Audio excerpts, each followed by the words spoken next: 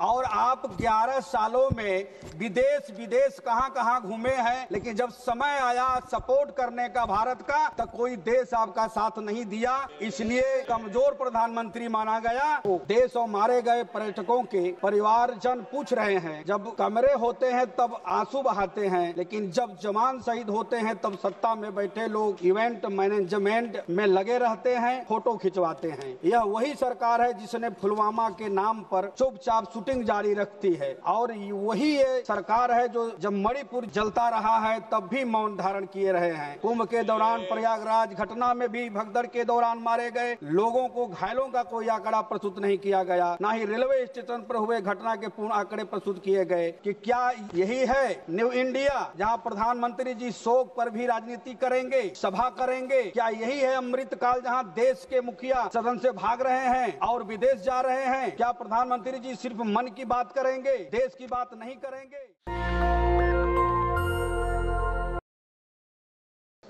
पहलगाम में हमारे पर्यटकों पर आतंकी हमला हुआ, जो सिर्फ एक आतंकी हमला नहीं था, अपितु यह हमारे राष्ट्रीय सम्मान और घिनौना प्रहार था। परंतु अध्यक्ष महोदय, इससे भी अधिक दुखद घड़ी वह थी जब देश के सम्मानीय प्रधानमंत्री जी ने इस घटना पर बिना कुछ बोले दूसरे ही दिन बिहार में सभा को संबोधित करने चले गए। जब देश जल रहा हो, जब राष्ट्रीय ध्वज तिरंगे के सम्मान पर आंच आई हो, तब देश के प्रधानमंत्री जी बिना कुछ बोले शांत रह जाते हैं। यह दुर्भाग्य नहीं बल्कि लोकतंत्र के मुंह पर तमंचा है। सेना के शहीदों पर चुनावी भाषण देने वाले प्रधानमंत्री जी अब इस दुर्भाग्यपूर्ण घटना पर मौन क्यों बैठे हैं? देश और मारे गए पर्यटकों के परिवारजन पूछ रहे हैं, जब कमरे होते हैं तब आंसू बहाते हैं, लेकिन जब जवान शहीद होते हैं तब सत्ता में बैठे लोग इवेंट मैनेजमेंट में लगे रहते हैं, फोटो खिंचवाते हैं।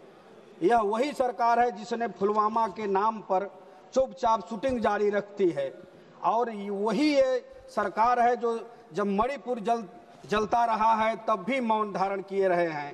कुंभ के दौरान प्रयागराज घटना में भी भगदड़ के दौरान मारे गए लोगों को घायलों का कोई आंकड़ा प्रस्तुत नहीं किया गया, न ही रेलवे स्टेशन पर हुए घटना के पूर्ण आंकड़े प्रस्तुत किए गए। वैसे ही पाकिस्तान में मारे गए 4 आतंकियों का आंकड़ा पेश नहीं किया गया कि नहीं, जो आतंकी आए थे पर्यटकों को मार के चले गए, वो मारे गए कि नहीं मारे गए, कोई आंकड़ा पेश नहीं किया गया। आज मैं आपके माध्यम से सदन से पूछना चाहता हूं कि क्या यही है न्यू इंडिया, जहां प्रधानमंत्री जी शोक पर भी राजनीति करेंगे, सभा करेंगे? क्या यही है अमृतकाल, जहां देश के मुखिया सदन से भाग रहे हैं और विदेश जा रहे हैं? क्या प्रधानमंत्री जी सिर्फ मन की बात करेंगे, देश की बात नहीं करेंगे, किसानों की बात नहीं करेंगे? जब आप सदन में नहीं रहेंगे, सदन में बात माननीय सदस्यों को नहीं सुनेंगे, तो कैसे जवाब दे पाएंगे? और आप 11 सालों में विदेश कहां घूमे हैं, लेकिन जब समय आया सपोर्ट करने का भारत का तो कोई देश आपका साथ नहीं दिया।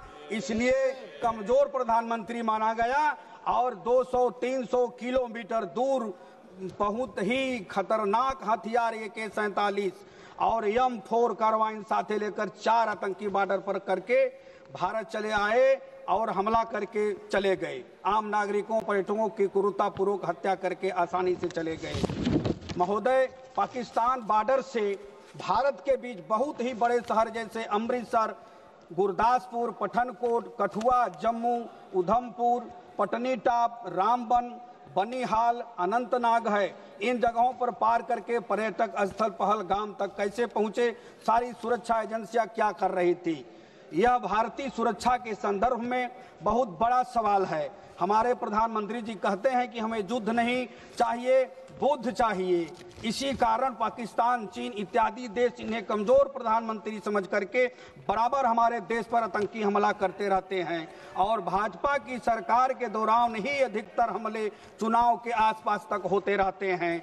मित्रों, आपसे मैं सवाल करना चाहता हूं कि हमारे प्रधानमंत्री जी चुप काहे बैठते हैं, सदन में क्यों नहीं आते हैं? याद करना चाहिए 1965 की लड़ाई, याद करना चाहिए 1971 की लड़ाई, और वो भी 1857 वाली, जब देश गुलाम था और गुलामियों के जंजीरों में जकड़ी हुई भारत मां करा रही थी। हमारे देश के क्रांतिकारी रणबांकुरे जाबाज सिपाहियों ने इस वतन के बलवेदी पर आत्माहुति दे करके इस देश को आजाद करवाया था।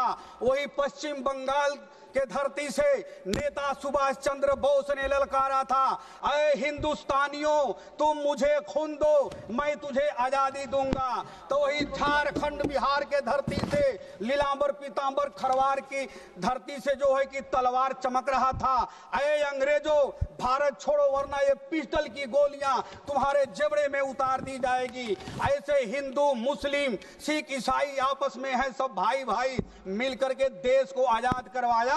तो क्या आतंकी हमला होने के लिए करवाया? जब हमारे देश के जवान मार रहे थे घुस कर पाकिस्तान में, तो कारण क्या था कि नहीं, ट्रंप ने जो है कि सीज फायर करवा दिया। इसलिए मित्रों आपसे मेरा कहना है कि यह कसम है जवानी की जागो जवानों, अरे कसम है जवानी की जागो जवानों, जरा गर्व से सर उठाना तो सीखो। आज जो तीर तुम पर चलाया है जालिम, वही तीर उस पर चलाना तो सीखो, वही तीर उस पर चलाना तो सीखो।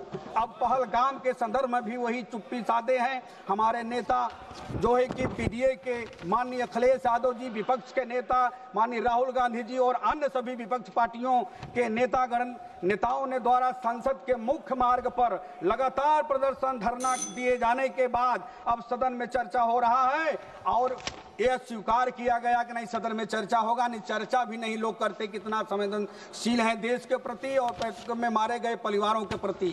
इसलिए मेरा आपसे कहना है कि क्या माननीय प्रधानमंत्री जी सिर्फ चुनाव जीतने के लिए कार्य करते हैं? क्या प्रधानमंत्री जी संसद के प्रति कोई जिम्मेदारी नहीं है? क्या शहीदों के प्रति उनके संवेदना नहीं है? हम चाहते हैं कि भारत को सत्ता चाहिए, भाजपा को सच्चा चाहिए और आप लोग जवाबदेही नहीं है। इसलिए भारतीय जनता पार्टी से मेरा आग्रह है कि आप जवाबदेही बने, सदन में आकर के जवाब दें। राष्ट्रवाद का चोला ओढ़कर उन्होंने सेना की शहादत को भी प्रचार का जरिया बना डाला। धन्यवाद, नमस्कार, प्रणाम, जय भीम, जय समाजवाद। नेशनल दस्तक की आपसे गुजारिश है कि अगर इसको बचाना चाहते हैं तो नेशनल दस्तक को सब्सक्राइब करने के लिए रेड कलर के सब्सक्राइब बटन को दबाएं, फिर बेल आइकन की घंटी दबाएं। नेशनल दस्तक को बचाने के लिए बहुत जरूरी है कि हर खबर को शेयर करें, लाइक करें, कमेंट जरूर करें।